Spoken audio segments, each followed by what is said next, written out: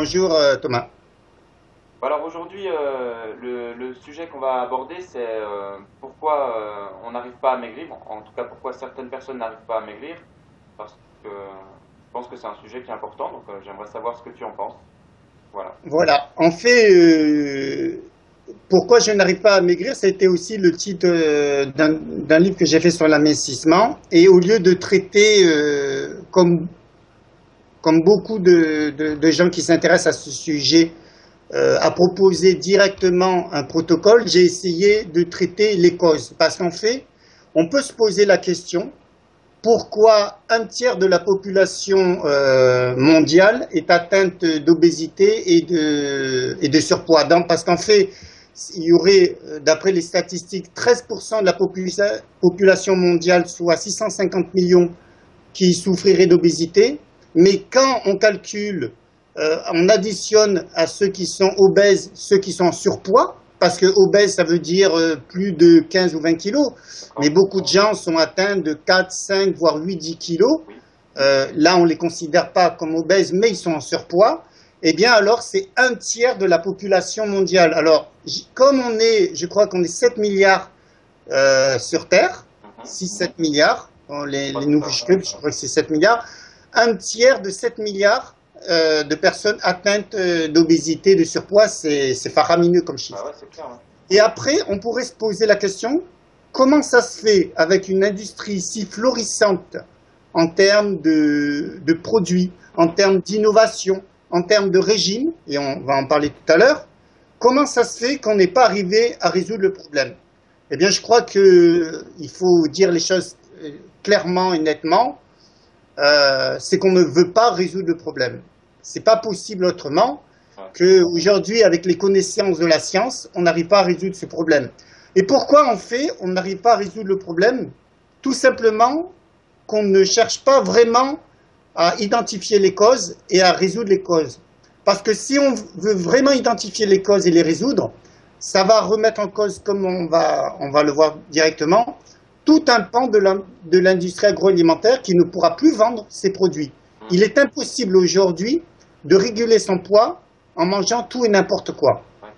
Et en fait, d'après toutes les recherches que j'ai faites, il y a vraiment quelque chose qui apparaît de manière flagrante. Si aujourd'hui il y a tant d'obèses, s'il y a tant de gens qui sont en surpoids, c'est pour l'unique raison qu'on ne s'intéresse pas à la notion de qualité, la qualité alimentaire. Ouais. Alors Totalement d'accord.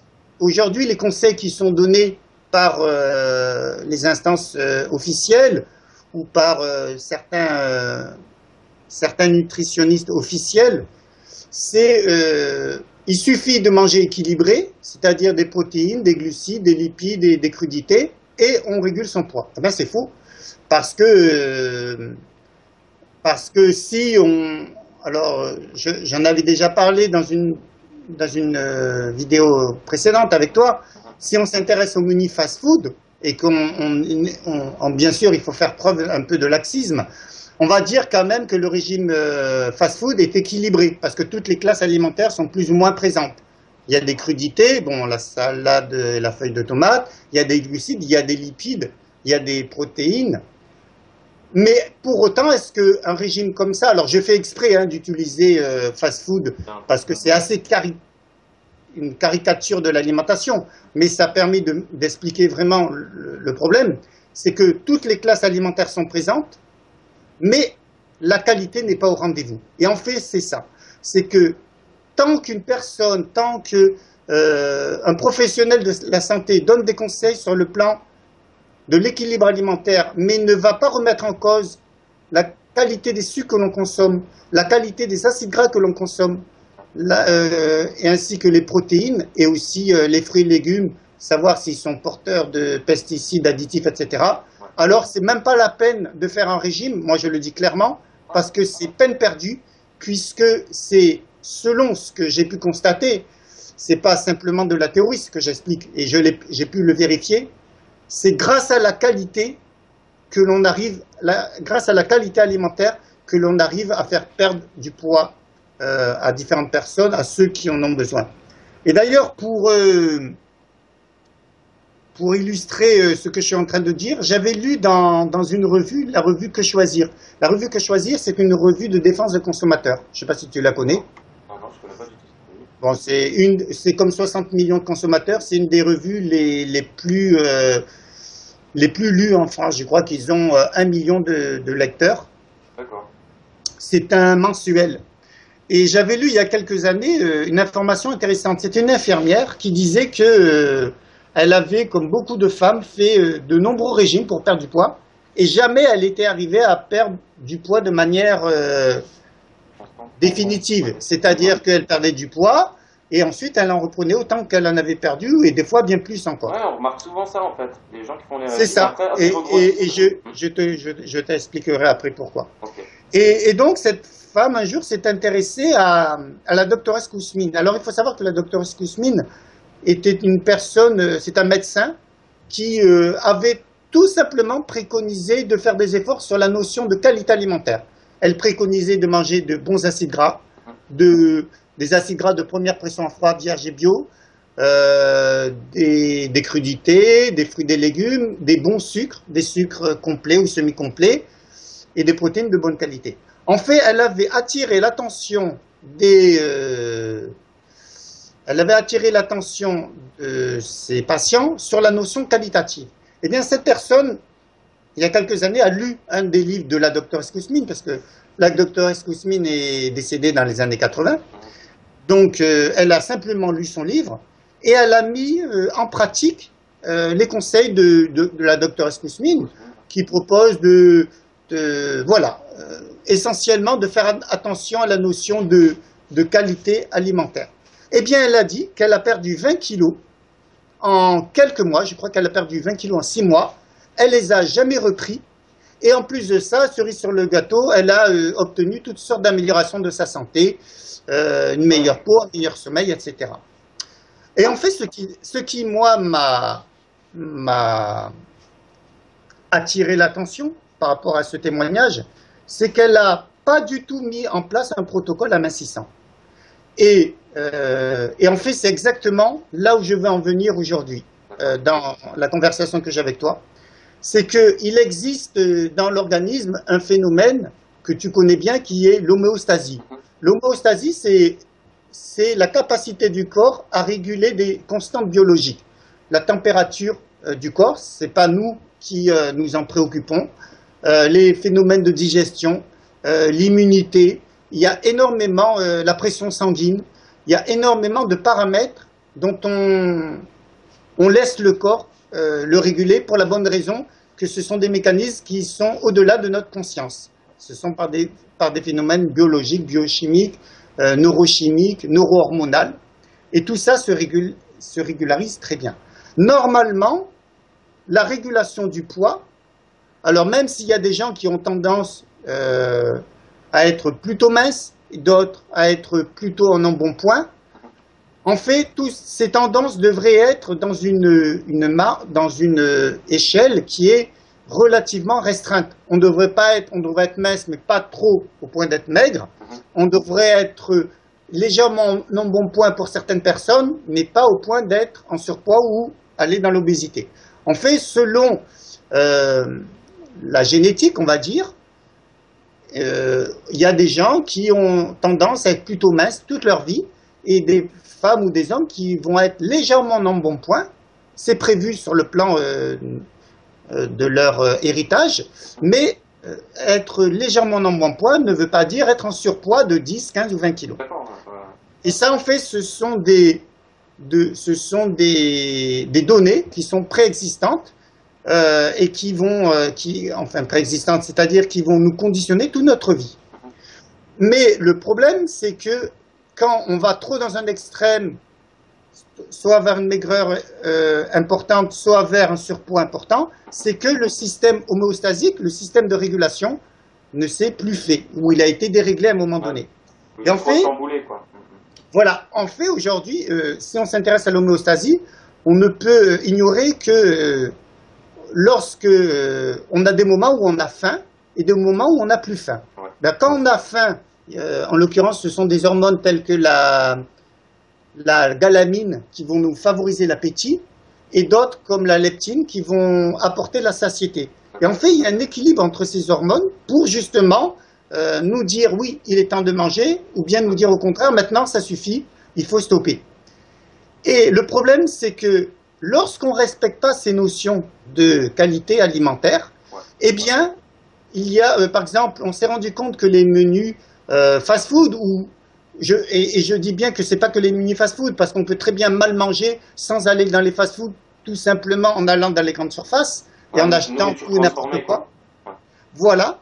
Plus on mange, par exemple, des chercheurs de Harvard se sont aperçus que quand on mange trop de sucre ou trop de graisse, on modifiait ces sécrétions de leptine et de galamine, au point que ces hormones ont tendance, dans bien des cas, à être sécrétées de manière excessive. Et quand une hormone est sécrétée de manière excessive, il y a une résistance ensuite à l'information. C'est un peu comme si quand tu manges trop de sucre, tu manges une pomme, elle a bon goût, tu manges ensuite beaucoup de sucre et tu manges la pomme de nouveau, elle a un goût fade, parce que tes récepteurs de goût ont été saturés. Il y a une résistance à l'information du sucre. Eh bien, quand une hormone est sécrétée de manière trop importante, les récepteurs cellulaires ne sont plus sensibles à cette hormone, et du coup, il faut de plus en plus d'hormones pour que le message entraîne une réaction. Eh bien, lorsqu'on mange trop d'aliments, trop de menus qui sont trop riches en graisse et en sucre, on modifie les sécrétions de certaines hormones, comme la leptine, la galamine, qui sont sécrétées de manière excessive, et du coup, les messages ne sont plus perçus par le système nerveux, et alors que le corps envoie des messagers pour dire au cerveau « il est temps d'arrêter de manger », eh bien, le cerveau ne réagit pas parce qu'il y a une résistance, et il continue à favoriser l'appétit. Donc on voit bien que tout ce système qui favorise la régulation de l'appétit et de la satiété, alors je ne dis pas que c'est les seuls mécanismes qui sont déréglés lors de la prise de poids, on verra tout à l'heure au niveau hormonal qu'il y a des dérèglements aussi, mais ce qu'on s'aperçoit, c'est que lorsqu'on mange mal, eh bien ça c'est un bon exemple, on dérégule des systèmes qui sont là pour favoriser l'homéostasie, favoriser la régulation du poids, et ensuite on s'étonne de prendre du poids. Alors évidemment que là on a parlé uniquement de cette notion, mais il y a aussi ce qu'on appelle la signature hormonale. Mais avant d'entamer ce petit sous-chapitre, est-ce que tu as une question à me poser? Justement, je crois qu'elle engendre justement les explications par rapport aux hormones, parce que justement, il y a des différences, il y a des gens qui mangent plus ou moins les mêmes choses, surtout des aliments transformés, qui vont tous au supermarché.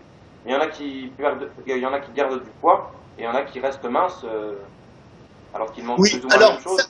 Voilà, alors ça c'est intéressant. C'est-à-dire que là, ce que tu essaies de ce que tu mets en exergue, c'est le fait qu'on n'est pas égaux vis-à-vis de la prise de poids. Voilà. Il y a des gens, comme je te l'ai dit, qui auront tendance à être minces toute leur vie, malgré qu'ils mangent mal, et d'autres qui vont prendre du poids assez rapidement. C'est pour ça, d'ailleurs, avant de rentrer dans la réponse que suscite ta question, c'est qu'il y a des femmes qui pensent qu'elles regardent des images de mode et elles veulent essayer de faire une sorte de copier-coller. C'est pas possible. Il y a des gens, il y a des femmes ou des hommes qui, au niveau de leur métabolisme, auront toujours un léger, un petit non-bon-point, et que ces gens-là n'auront jamais la stature ou la physiologie d'une mannequin d'une personne qui fait du mannequin, comment on dit, mannequin, voilà, ouais, bref. C'est un truc. Voilà, c'est ça, c'est un mot que j'utilise peu, donc voilà, il faudra que je regarde dans le dictionnaire. Et en fait, ces personnes-là auront un léger embonpoint et ne pourront pas se calquer sur une photo très mince qu'elles ont vue. Ouais. Mais au-delà de ça, pour en revenir à ta question, il y a en effet des gens qui, malgré qu'ils mangent gras, qui mangent sucré, etc., ils vont pas prendre de poids. Alors ça, c'est peut-être dû à leur physiologie, mais il faut savoir une chose, c'est que la physiologie d'une personne de 20 ans, de 30 ans, n'est pas la même que celle qui va dépasser les 40 ans ou plus. Parce qu'il y a des gens qui ont été minces malgré les abus alimentaires, malgré le fait qu'ils ne respectaient pas la qualité alimentaire, et qui ensuite, à partir de 40 ans, prennent du poids. Alors, et puis, il y en a qui, malgré qu'ils mangent mal, arrivent à rester minces toute leur vie. Alors, ce qui est intéressant, c'est savoir que déjà, on n'est pas égaux vis-à-vis de la régulation du poids à cause justement à des prédispositions, je pense, des prédispositions héréditaires, ce qu'on appelle la génétique. Mais à côté de la génétique, il y a l'épigénétique. L'épigénétique, c'est notre capacité à influencer l'expression de nos gènes en fonction de l'alimentation, en fonction de l'environnement. Si je fais du sport, si je mange de bonne qualité, si je respecte les phases de repos, de loisirs, de travail, etc., eh bien même si j'ai des gènes qui sont propices à la prise de poids, je vais faire en sorte qu'ils ne vont pas s'exprimer parce que je favorise le respect des facteurs de santé. Par contre, si j'ai des gènes qui favorisent la prise de poids et qu'à côté de ça, je bois, je mange et je fais toutes sortes d'excès, il ne faudra pas s'étonner. Donc on voit qu'à partir de ce que propose la génétique, l'épigénétique par rapport à nos comportements peut freiner ou accélérer une tendance. Ça c'est très important. Et d'ailleurs, d'après les scientifiques, il n'y aurait que 5% de la population d'obèses qui soit due à des causes génétiques. La majorité n'est pas due à des causes. La majorité des obésités n'a pas pour cause des causes génétiques, une cause génétique. Et par contre, ceux qui ont une cause génétique peuvent, par l'épigénétique, freiner cette proportion à l'obésité.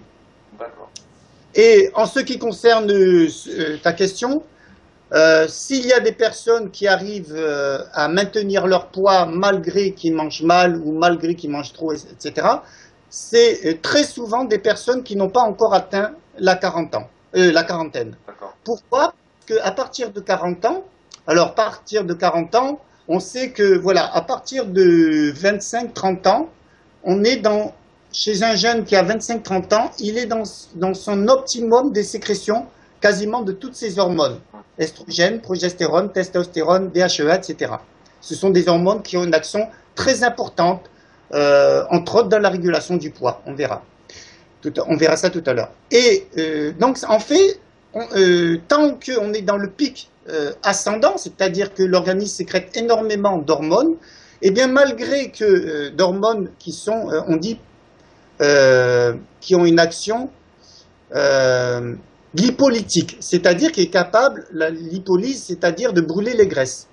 Tant qu'on bénéficie d'une sécrétion importante de ces hormones, eh bien même si on fait des excès, cas un cas, alors évidemment, ce n'est pas pour encourager les excès, mais on est d'une certaine manière protégé. Mais à partir de 40 ans, on sait qu'il y a une moindre sécrétion de ces hormones, puisque les femmes ensuite rentrent dans la ménopause, la préménopause à 45 ans, 45, 48 ans, pour ensuite atteindre la ménopause vers 50 ans. Alors ensuite, on a inventé l'équivalent chez les hommes et on a parlé d'andropause, mais ça, ça peut se discuter. Toujours est-il que les hommes, malgré tout, même si l'andropause, je crois que c'est sujet à discussion, cette terminologie en tout cas, en effet, chez les hommes aussi, il y a une moindre sécrétion hormonale en termes de testostérone. Ce qui ne veut pas dire qu'ils en auront plus, ce qui veut dire qu'ils en auront moins qu'à 20-25 ans. Voilà, parce qu'à 20-25 ans, on a besoin de se muscler, on a besoin les transformations se font encore. Et donc, c'est pour ça qu'il y a des disparités entre les personnes, parce que tant qu'on n'a pas dépassé la quarantaine, d'ailleurs chez les hommes aussi, bon évidemment chez les femmes bien sûr, mais chez les hommes qui font certains abus, eh bien à partir de 40 ans, ils ont la bedaine. Et la bedaine, le fait d'avoir le ventre proéminent et avoir de la graisse à ce niveau-là, c'est pas normal. Mais certains hommes disent, je ne comprends pas, je mange pas plus qu'avant et maintenant je prends du poids. Oui, parce qu'ils ont moins de sécrétion de certaines hormones comme la testostérone, Et donc, c'est une hormone qui, évidemment, c'est une hormone anabolique qui contribue à favoriser la musculature, mais aussi, c'est une hormone qui a une action de lipolytique, c'est-à-dire qui va oxyder les graisses. Ouais. Et donc, en effet, les excès qu'on a pu se permettre avant la quarantaine, eh bien, seront plus pénalisés. Mais une personne qui n'a pas fait d'excès, eh bien, elle n'aura pas pris de poids entre la période de 20 et 40 ans, mais elle ne prendra pas de poids après les 40 ans parce qu'elle n'est pas en excès. Voilà. Donc, en général, pour rebondir sur ta question, revenir à ta question, les disparités entre les personnes, c'est souvent une question d'âge et puis aussi une question aussi de métabolisme. Il y a des gens chez qui la thyroïde fonctionne de manière un peu plus active que chez d'autres. Chez d'autres, elle est légèrement paresseuse ou bien c'est, comme je le disais tout à l'heure, c'est dans leur constitution d'avoir un petit surpoids. Et donc, on voit qu'on n'est pas égaux. Mais le fait d'être pas égaux ne peut pas expliquer la prise de poids, la prise de poids importante ou l'obésité. Voilà. Normalement, les disparités entre les individus, les petites inégalités, devraient expliquer les 2, 3 ou 4, 5 kilos en plus, mais pas les 15, 20 kilos en plus. Ah, c'est ça. Voilà. Mais surtout là, avec les jeunes, là, ça devient les générations qui arrivent. Alors voilà, c'est important ce que tu dis parce qu'aujourd'hui, on rencontre de plus en plus de jeunes obèses, de jeunes et sans qu'ils soient obèses. Alors, il y en a de plus en plus obèses, mais il y en a de plus en plus qui ont en surpoids. Et j'ai remarqué, d'après des recherches, des études, de plus en plus de jeunes qui, à 25 ans, ont déjà la bedaine, déjà du ventre, ce qui n'est pas du tout. Alors, c'est pas normal d'en avoir à 45 ans, et c'est encore moins normal de l'avoir à 25 ans. Et en fait, quand tu regardes leur manière de se nourrir, un burger, donc beaucoup de sucre, beaucoup de graisse, avec en plus des sodas hyper sucrés. Je crois que le soda, c'est l'équivalent, une petite canette de soda, c'est l'équivalent de 4 à 5 morceaux de sucre. Ça, répété 3-4 fois par jour, plus multiplié par le nombre de jours dans la semaine et du mois et de l'année, ça fait une quantité faramineuse de calories qui ne sont pas brûlées et qui sont stockées. Donc je crois que c'est vraiment une question alimentaire qui est derrière ces problèmes. Et alors, c'est bien sûr, la notion d'équilibre alimentaire est importante, mais moi je n'insisterai jamais assez sur la notion qualitative. Et d'ailleurs, on s'est aperçu que plus on mange mal, plus on mange des sucres raffinés, des graisses raffinées, parce que ce sont des aliments qui sont dénutris, plus on a des envies intempestives de manger de nouveau. Donc, l'alimentation de piètre qualité sur un plan qualitatif encourage la consommation en quantité. Donc, les aliments de piètre qualité plus les quantités importantes, il ne faut pas s'étonner de retrouver des chiffres extraordinaires, c'est-à-dire une personne sur 3 atteinte de surpoids au niveau mondial. Ça fait des milliards de personnes atteintes, c'est juste incroyable. Mais quand j'utilise ce mot incroyable, j'ai envie de dire que je me demande si on n'a pas perdu un minimum de lucidité pour arriver à des choses comme ça. On est de plus en plus dans une société qui met en avant les capacités intellectuelles. Aujourd'hui, si on a beaucoup de diplômes, si on a beaucoup de connaissances théoriques, on est bien vu. Si on sait beaucoup de choses, on est bien vu. Mais à côté de ça, à quoi ça sert d'avoir un cerveau qui est bien rempli de connaissances et dans la pratique de faire tout extrêmement mal et de faire exactement le contraire de ce que le bon sens préconiserait. Ça serait mieux d'avoir beaucoup moins de connaissances et des connaissances justes que beaucoup de connaissances, attirer son cerveau de connaissances tout azimut, savoir qui est mort à quelle année dans le siècle dernier, on n'en a rien à faire, entre guillemets, et il vaut mieux savoir comment bien se nourrir. En fait, on stocke dans son cerveau des informations qui sont stériles, et puis les informations justes, le savoir juste, on ne le connaît pas. Donc en fait, c'est par rapport à des notions de bon sens et des notions justes dans le sens qui favorise la vie, que je crois qu'il faudrait orienter ses préoccupations. Ah En tout cas, sa recherche d'information. ouais, Alors, est-ce que tu as une question à me poser? Parce qu'après, j'aimerais avancer mais sur, c'est juste une sur remarque, notre... parce que c'est vrai que c'est fou aujourd'hui quand même, quand tu vois les gosses, et puis même moi à l'époque, enfin je veux dire, on était plus attirés par une tranche de Nutella, tu vois, de pain et de Nutella qu'un fruit, quoi, je veux dire. Pourquoi on a cette attirance beaucoup plus sur ces aliments-là, alors que...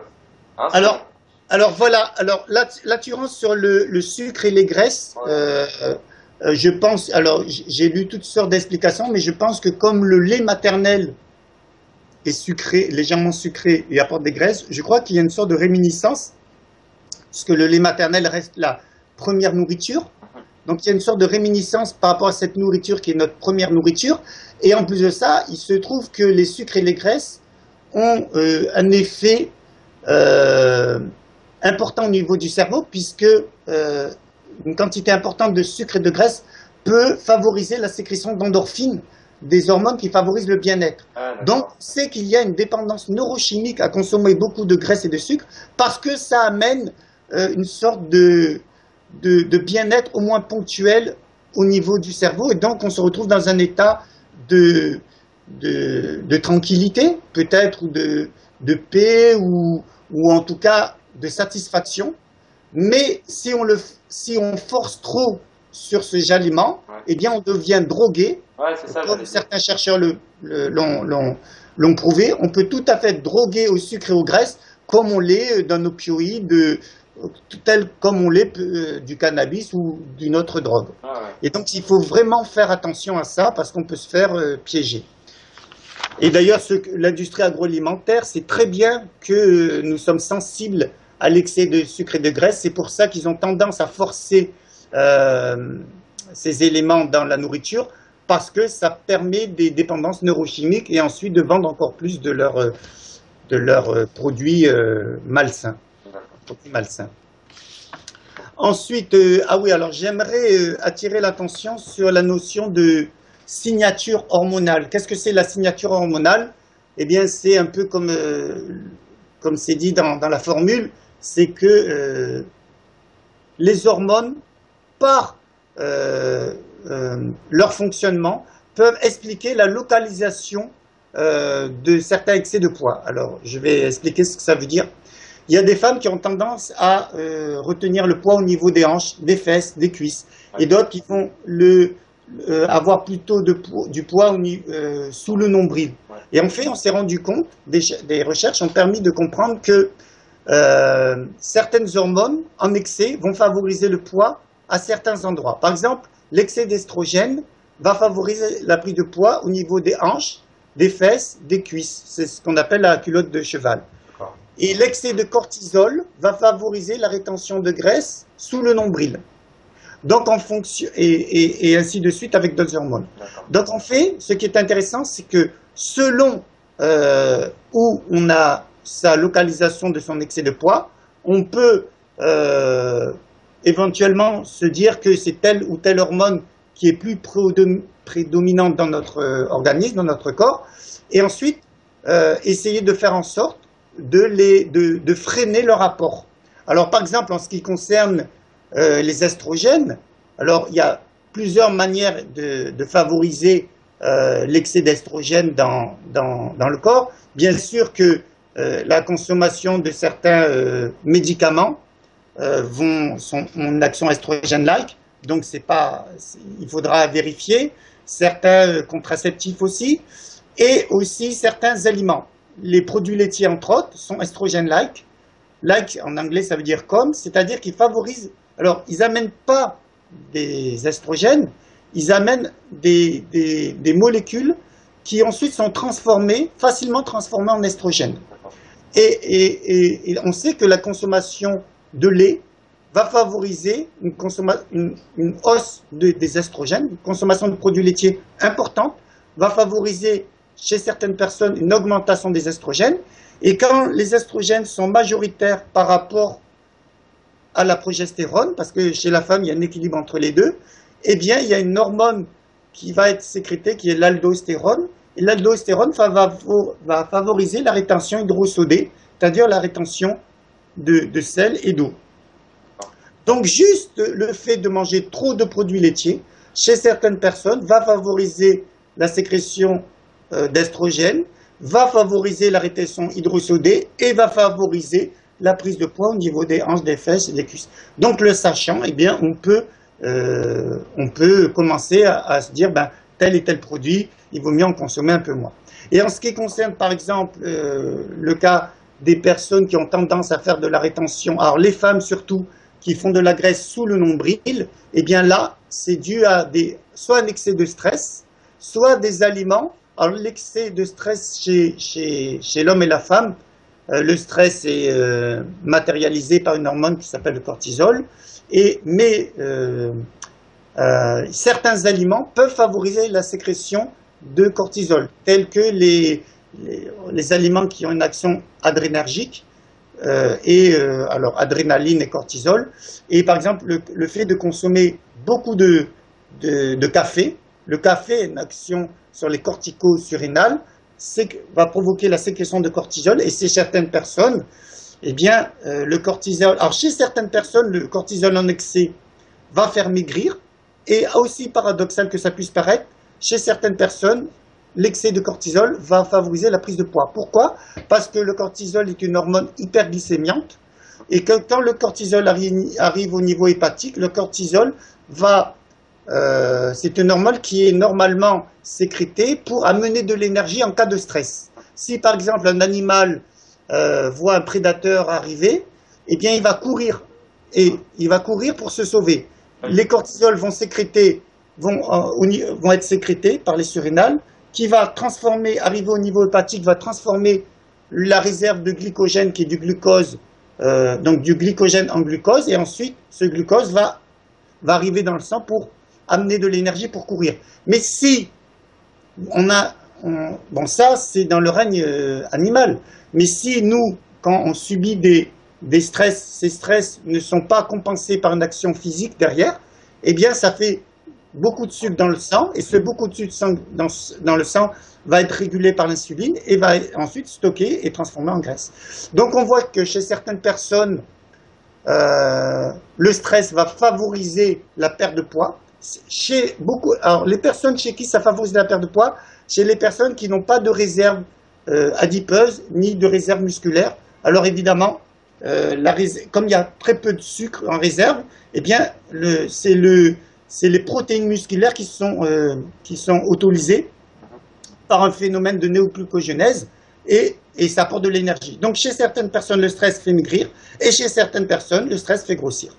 Voilà, donc ça c'était pour expliquer un peu rapidement, parce qu'on ne peut pas trop développer non plus, ce qu'on appelle la signature hormonale. Voilà. Est-ce que tu as d'autres questions? Autrement, dans les causes de surcharge pondérale, alors j'ai parlé tout à l'heure de génétique, il y a les déséquilibres alimentaires et nutritionnels, on vient d'en parler, l'excès de sodium, le fait de consommer trop de sel dans son alimentation peut favoriser la rétention hydrosodée, l'excès d'alcool alors l'excès d'alcool, l'alcool amène de l'énergie, mais en plus de ça, l'excès d'alcool favorise la rétention d'eau et l'engorgement des tissus. La carence en iode chez certaines personnes, ceux qui ont la carence en iode peut affecter le fonctionnement thyroïdien, et quand la thyroïde fonctionne moins bien, eh bien les oxydations au niveau cellulaire se font moins bien, et on a tendance à retenir le poids. Ensuite, la carence en chrome, puisque le chrome fait partie des FTG, facteurs de tolérance du glucose, qui a une incidence sur l'insuline. Donc, la carence en chrome peut induire des prises de poids. Sauter régulièrement le repas à midi. Il y a certaines personnes qui sautent régulièrement le repas de midi pour gagner du temps. Donc, ils sont mangés le matin et ils ne mangent plus que le soir. Donc, ensuite, ils se trouvent en hypoglycémie toute la journée.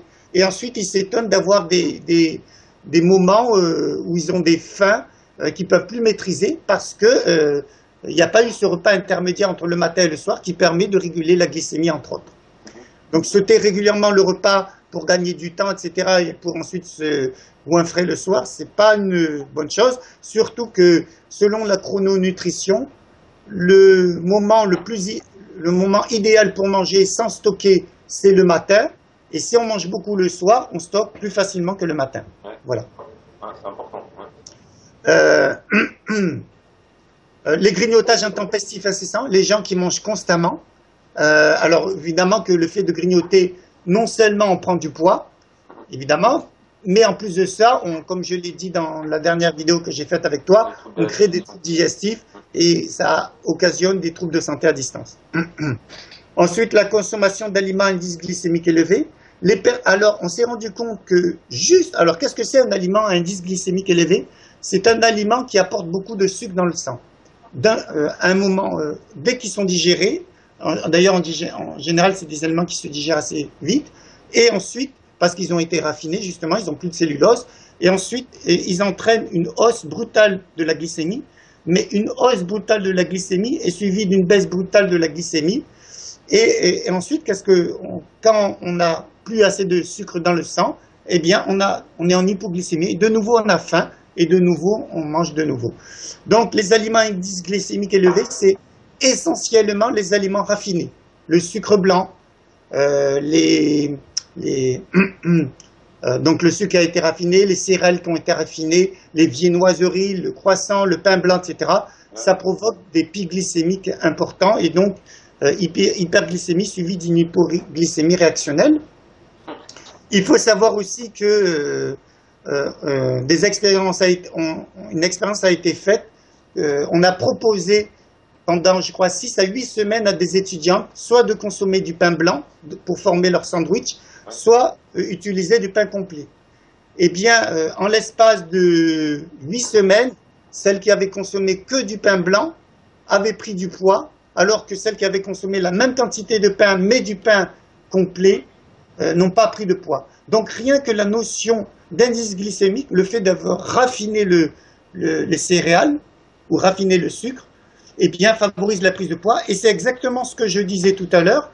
Le fait de ne pas tenir compte de la notion qualitative suffit à prendre du poids. En fait, tu compares deux personnes qui mangent exactement les mêmes choses, des protéines, des glucides, des lipides, des protéines. La première prend des aliments complets, d'origine biologique. La deuxième personne consomme des produits raffinés, biologiques ou pas d'ailleurs, mais raffinés. Eh bien, la deuxième personne aura plus tendance à prendre du poids que la première. Et là, on est vraiment sur des critères qualitatifs. Ensuite, la consommation régulière de soda.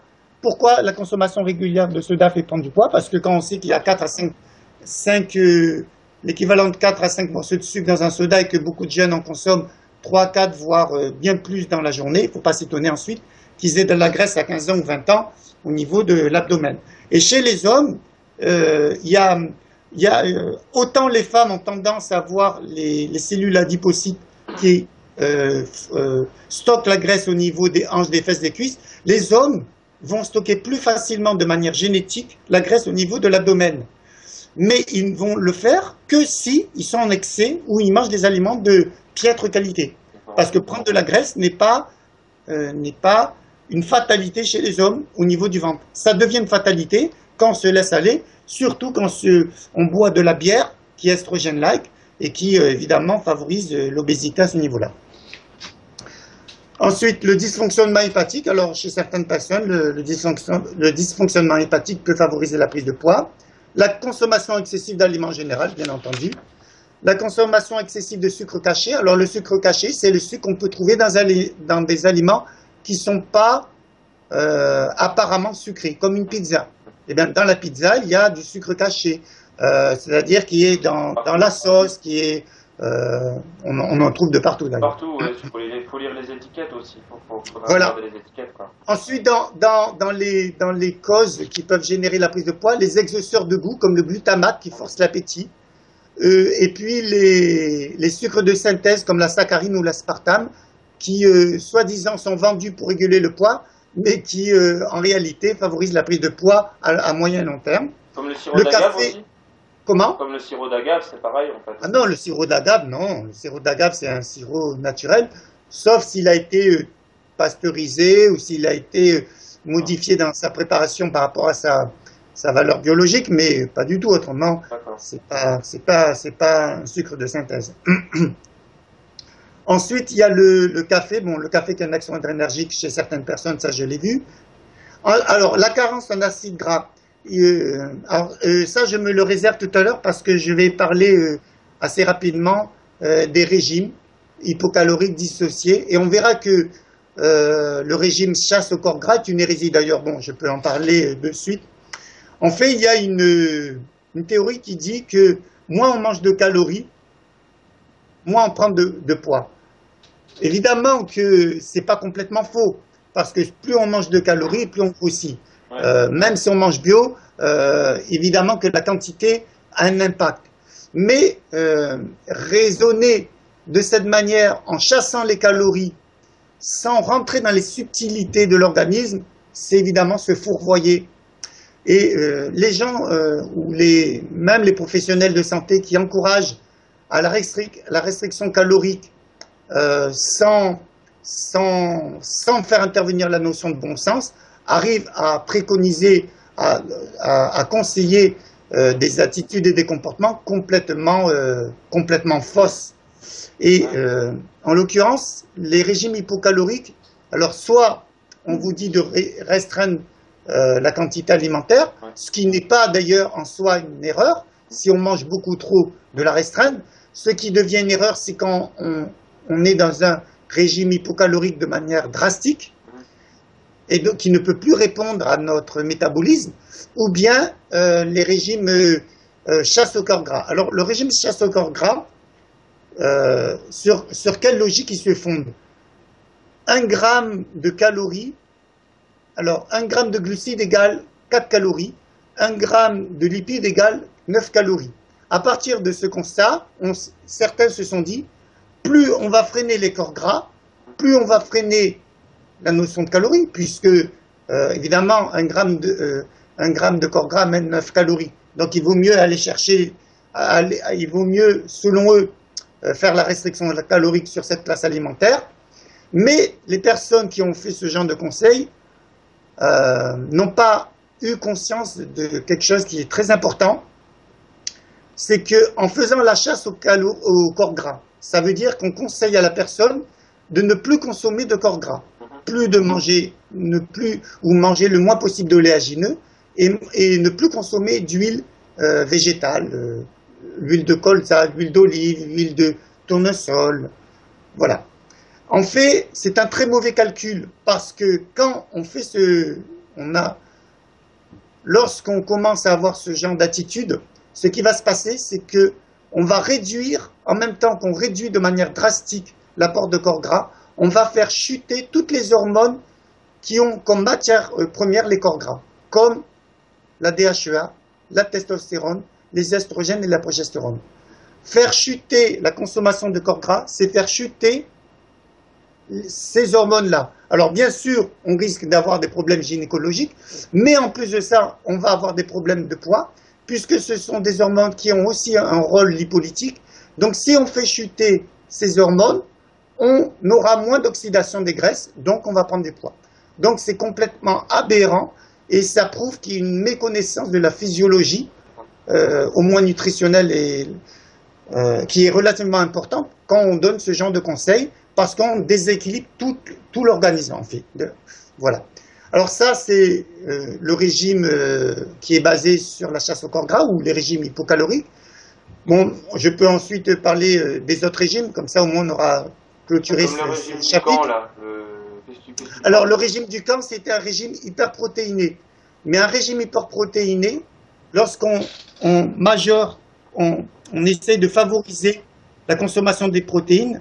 En vérité, le régime du camp était un régime hyperprotéiné, mais il était aussi un régime chasse au corps gras, puisqu'il encourageait à faire la chasse au corps gras tel que le proposait Ducamp.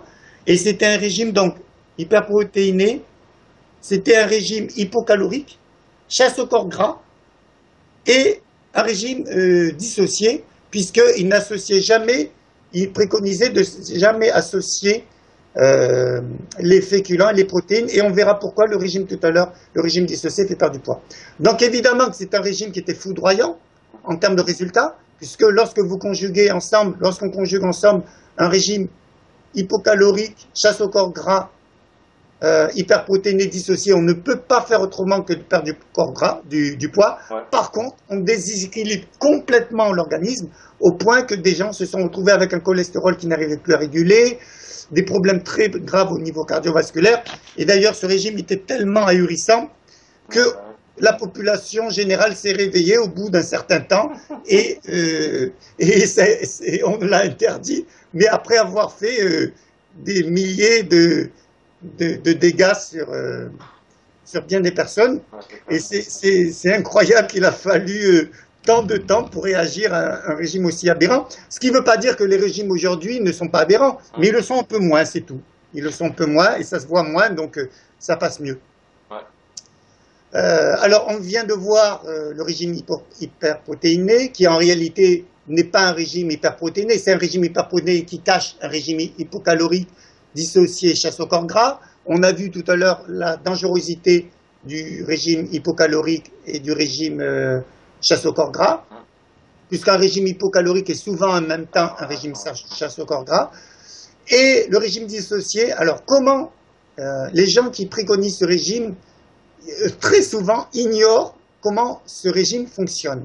Un régime dissocié consiste en gros, même s'il y a de nombreuses variantes, consiste à ne jamais associer les protéines et les glucides. Alors, comment ça se fait qu'un régime où on mange des glucides, des lipides, des protéines, comme n'importe qui, quand on n'associe plus les protéines et les glucides, voilà, on perd du poids. Ça, par contre, personne ne l'explique. Tout le monde le conseille, mais personne ne l'explique. Et c'est parce qu'on ne l'explique pas qu'on ne met pas en avant, qu'on ne met pas en exergue la dangerosité de ce régime. Parce que, pour quelle raison un régime qui n'est pas un régime hypocalorique fait perdre du poids? C'est tout simplement quand on dissocie les protéines et les glucides, on n'assimile plus rien. Alors, qu'est-ce que ça veut dire? En fait, dans l'organe... Qu'est-ce qu'il y a? Ça me fait rire du coup. En fait, quand on parle de métabolisme, le métabolisme est fait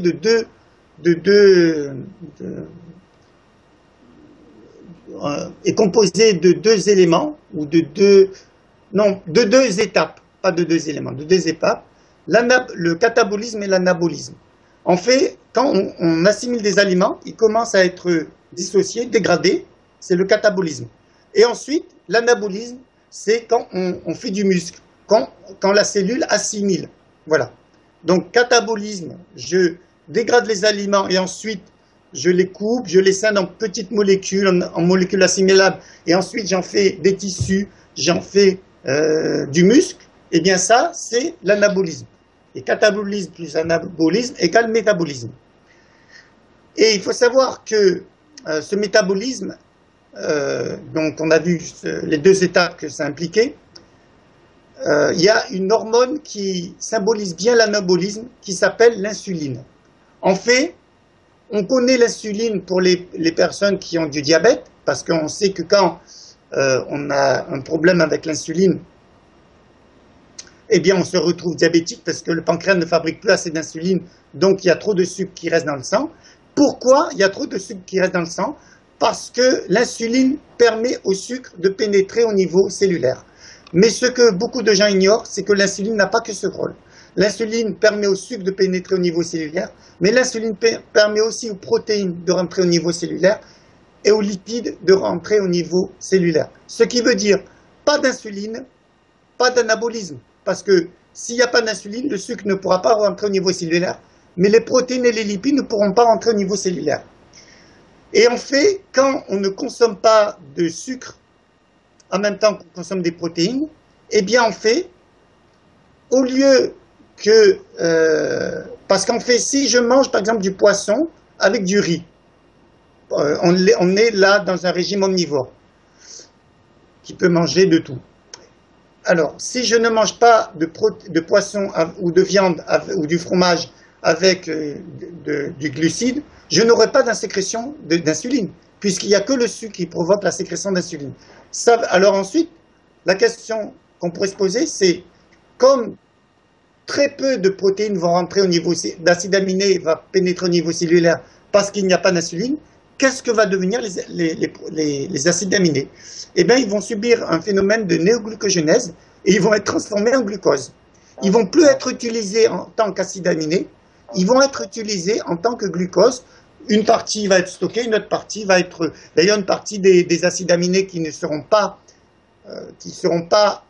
passés par ce phénomène de néoglucogenèse sera désaminée et éliminée par les selles. Donc on voit que la destination des acides aminés change complètement s'il y a présence ou pas d'insuline. Et c'est le même cas pour les corps gras. Et bien sûr, le glucose ne sera pas assimilé en cas de manque d'insuline. Et quand le pancréas ne fabrique pas d'insuline parce qu'il n'y a pas la présence de glucose, il fabrique une hormone antagoniste. Alors donc, il faut bien savoir que l'insuline a une action hypoglycémiante, puisqu'elle prend le sucre au niveau sanguin et elle le met au niveau cellulaire. Donc c'est pour ça qu'elle a une action hypoglycémiante, alors que l'hormone antagoniste à l'insuline, c'est le glucagon. Eh bien, quand il n'y a pas, qui est une hormone hyperglycémiante, donc quand il n'y a pas de présence de sucre dans un repas, eh bien, les glucides, les lipides et les protéines, les glucides et les lipides ne pénétreront pas au niveau cellulaire, puisqu'il va y avoir, à la place de la sécrétion d'insuline, la sécrétion d'une hormone antagoniste qui est le glucagon, qui est une hormone hyperglycémiante et qui va favoriser la hausse du sucre avec tous ces aliments. Alors évidemment, avec le sucre, ça va être facile, mais avec les lipides et avec les protéines, par des phénomènes de transformation, ils vont être transformés plutôt pour les acides aminés, va être transformé grâce au phénomène de néoglucogenèse, grâce ou à cause, en sucre. Et voilà. Donc on voit bien qu'un régime dissocié fait maigrir parce qu'il y a un manque d'assimilation. C'est tout. Ce n'est pas un régime en soi qui est un régime hypocalorique dû à une rareté des calories en amont, mais tout simplement parce que les calories ne pénétreront pas au niveau cellulaire. Les acides gras ne pénétreront pas au niveau cellulaire et les acides aminés ne pénétreront pas au niveau cellulaire. Donc c'est un régime qui fait maigrir par manque d'assimilation. Voilà, tout simplement. Force le corps à reprendre le sucre des graisses, en fait. C'est ça, en gros.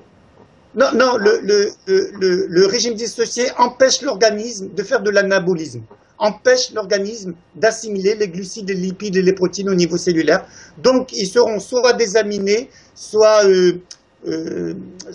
éliminés par les selles, etc., mais ne seront plus utilisés comme devraient l'être les acides aminés, les lipides ou les sucres. Donc, on perd du poids puisqu'il n'y a pas de pénétration au niveau cellulaire. On perd du poids, mais... Alors, ce qui est grave, c'est que les personnes qui se sont rendues compte de ça font du régime dissocié toute leur vie. Et ensuite le problème, c'est qu'ils vont avoir les mêmes problèmes de santé qu'une personne qui ne mange pas assez, par exemple, d'acides aminés. Si on n'a pas assez d'acides aminés, on sait que comme les acides aminés sont le fondement de toutes les cellules sont faites de protéines, donc d'acides aminés. Si j'ai une carence en acides aminés, je remets en cause tout mon métabolisme. Je remets en cause mes neuromédiateurs, donc ma santé mentale, mon équilibre émotionnel, je remets en cause mon système immunitaire, je remets en cause ma peau, je remets en cause l'état de mes vaisseaux, etc. C'est très grave, quoi qu'on en dise, de manquer d'acides aminés. Donc, si je manque d'acides aminés, pendant de longues périodes, je vais vieillir plus vite, par exemple, on peut avoir de l'aménorrhée, on peut avoir de la cachexie, on peut avoir toutes sortes de troubles de santé graves en relation avec un régime dissocié, puisque malgré la présence de protéines, je n'assimile plus mes acides aminés. Donc les gens qui préconisent ce régime sans connaître les tenants aboutissants peuvent encourager des troubles graves de la santé à distance. Voilà. Donc, en fait, je ne voulais pas immédiatement parler de ces régimes, mais au moins, c'est fait. Donc là, je termine sur les causes pouvant être à l'origine de la prise de poids. Certains médicaments, le stress excessif, puisque le stress excessif favorise la sécrétion de cortisol, qui est une hormone hyperglycémiante, et qui, chez certaines personnes, va favoriser la prise de poids. La sédentarité, les désordres hormonaux, donc le fait d'avoir trop ou pas assez d'estrogène, progestérone, testostérone, DHEA peut avoir une action sur la prise de poids. Produits laitiers. Comment? Produits laitiers. Voilà, on l'a vu tout à l'heure. La consommation excessive de produits laitiers, c'est tout à fait ça. L'excès de graisses saturées. Pourquoi les graisses saturées? Parce qu'on s'est rendu compte que lorsqu'on consomme trop de ces graisses, la prise de poids se fera plus facilement qu'avec des graisses polyinsaturées. Bon, là, j'ai pas le temps d'expliquer sur le plan biochimique, mais en gros, c'est ça l'histoire. Et à y regarder de plus près, tous les régimes, quels qu'ils soient, que ce soit les régimes hypocaloriques, dissociés, chasse au corps gras, sont tous des régimes qui sont hypocaloriques. Alors, le régime hypocalorique, par essence, est un régime qui favorise l'apport de calories, mais le dissocié aussi, le régime hyperprotéiné, on a vu qu'en réalité, c'est un régime chasse au corps gras et dissocié en même temps. Donc, tous les régimes en fait, tels qu'ils sont proposés de manière assez caricaturale, sont des régimes hypocaloriques, c'est pour ça qu'ils font perdre du poids. Et même le régime chrononutrition. Alors le régime chrononutrition, c'est un régime qui n'est pas à critiquer, puisque le régime chrononutrition encourage plutôt à manger à des heures comme le matin et à moins manger par exemple le soir. Alors ce régime en fait favorise le perte du poids parce que tout simplement on sait qu'il y a une meilleure oxydation des sucres, des calories le matin que le soir. Donc c'est un régime qui est aussi un régime hypocalorique par optimisation des oxydations de l'organisme. Celui-là est quand même favorable par rapport aux autres qui créent plutôt des déséquilibres. Voilà.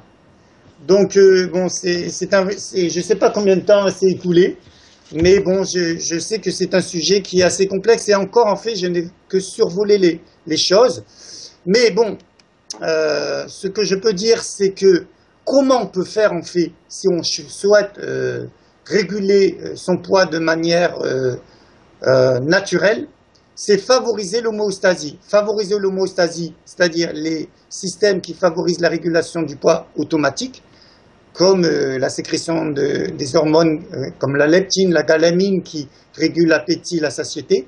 Tout ça est obtenu lorsqu'on mange une alimentation variée c'est important, équilibrée c'est important, et de bonne qualité c'est important. Et bien quand on conjugue ces trois éléments, on perd du poids sans forcément rentrer dans un régime drastique ou hypocalorique. C'est vrai que dans le régime, j'ai fait un livre tout à l'heure, on en parlait, pourquoi je n'arrive pas à maigrir. Et dans ce livre, j'ai expliqué j'ai expliqué tout ce que je viens d'expliquer dans cette vidéo, mais de manière beaucoup plus décortiquée. Mais j'ai quand même proposé une phase que j'appelle la phase 1, où je réduis volontairement un peu la calorie, mais je les ai réduits de manière intelligente, c'est-à-dire sans avoir à remettre en cause aucune classe alimentaire. Ça veut dire quoi? Ça veut dire que dans le protocole que j'ai proposé, toutes les classes sont présentes, glucides, lipides, protides, sauf que j'ai proposé de réduire un petit peu les glucides et de supprimer les produits laitiers qui sont estrogènes-like. On a vu le problème que ça peut poser au niveau hormonal, et de réduire un peu les glucides parce que de toute manière, c'est en réduisant les glucides qu'on peut amorcer une perte de poids un peu plus rapide. Donc en fait, on peut perdre du poids juste en respectant les critères que j'ai expliqués, une alimentation variée, équilibrée et de bonne qualité. Mais si on réduit un peu ponctuellement la quantité de glucides que l'on consomme globalement en règle générale, on va accélérer un peu la perte de poids sans pour autant que ça engendre des problématiques sur la santé. Voilà. Donc c'est un peu schématique. Dans le livre, c'est bien plus détaillé. Mais voilà, c'est un peu des conseils qui permettent d'avoir un repère.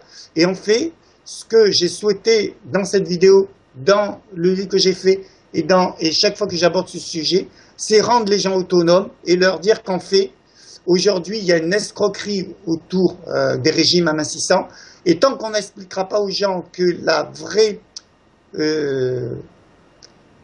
clé qui permet aux gens d'être libres, c'est justement de s'intéresser à la qualité plus qu'à la quantité. Alors je ne dis pas que la quantité n'est pas à prendre en compte, mais d'ailleurs rien que quand on s'intéresse à la qualité, on n'est pas tenté à manger beaucoup parce que l'appétit se régule d'elle-même. Voilà. Et c'est en ne pas respectant les notions de qualité qu'on déséquilibre ces notions d'homéostasie et qu'ensuite on a toujours faim et on grignote constamment. Voilà. Est-ce que tu as quelques questions à me poser? Non, pas forcément, mais j'aimerais que tu puisses remontrer ton livre là, pour qu'on le voit mieux plus longtemps. Voilà. Pourquoi je n'arrive pas à maigrir? En fait, Voilà. ce livre est fait en 2 parties. Dans la première partie du livre, j'explique tout ce que je viens d'expliquer au lecteur pour qu'il devienne autonome dans la gestion de son poids et éviter de tomber dans certains écueils. Et dans la deuxième partie, je propose un protocole amincissant qui est le plus naturel possible, qui ne provoquera aucun effet rebond et qui permettra la régulation du poids. Et d'ailleurs, c'est vrai que le fait de manger moins de glucides et moins de produits laitiers, on a découvert d'ailleurs que les produits laitiers, à part le fromage, mais le lait, etc., avaient un indice glycémique élevé, et que les gens qui ont tendance à prendre du poids ont tendance à faire ce qu'on appelle une résistance à l'insuline. C'est-à-dire ils ont tellement mangé souvent des aliments à indice glycémique élevé que le pancréas a tendance à fabriquer trop d'insuline par rapport à la quantité normale. S'il faut par exemple une dose d'insuline pour faire entrer 2 doses de glucides, eh bien chez certaines personnes, ils sécrètent 2 doses d'insuline pour 2 doses de glucides. Donc on voit qu'il est en sursécrétion d'insuline. Quand il y a trop d'insuline, il y a une résistance à l'insuline. Donc les récepteurs au niveau cellulaire réagissent mal à l'insuline, ce qui force le pancréas à fabriquer de plus en plus d'insuline, ce qui d'ailleurs est la première étape du prédiabète et ensuite du diabète. Donc en fait, le fait de raréfier pendant quelques mois sa consommation de glucides et de produits laitiers est une bonne étape qui permet non seulement de perdre un peu de poids plus rapidement, mais de réguler le pancréas qui va se normaliser dans ses sécrétions. Donc ensuite, quand on reviendra à une alimentation équilibrée, saine et adaptée, avec des aliments de bonne qualité, on aura un pancréas qui fonctionnera mieux.